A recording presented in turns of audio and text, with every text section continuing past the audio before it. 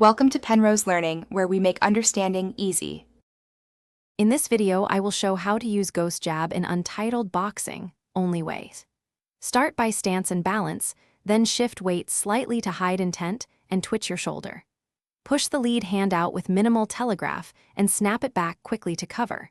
Use the Ghost Jab to probe defenses, create openings, and force predictable counters you can punish with a larger combination or step-in power shot.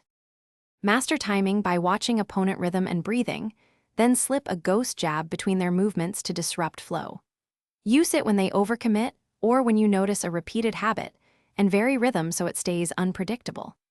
Keep small distance adjustments to punish missteps without exposing yourself to big counters, and mix slow and fast Ghost Jabs to keep opponents guessing while you set up real shots. If you're finding this helpful, please subscribe and like to support the channel. Quick recommendation: the Owala water bottle keeps you hydrated anywhere and fits in most gym bags, so you can train harder without worrying about spills. It locks securely, looks sleek, and is easy to carry between rounds. Check the description for the link and other deals. Now let's get back to the video. Use the Ghost Jab as a setup by alternating targets and levels to break guard and posture.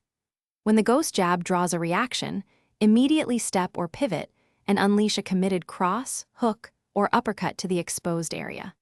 Combine with feints, footwork, and a sudden angle change to increase effectiveness, and practice transitions until the Ghost Jab becomes a seamless part of your offensive rhythm during sparring and matches. Thanks for watching. If this was helpful, leave a like and consider subscribing. See you next time.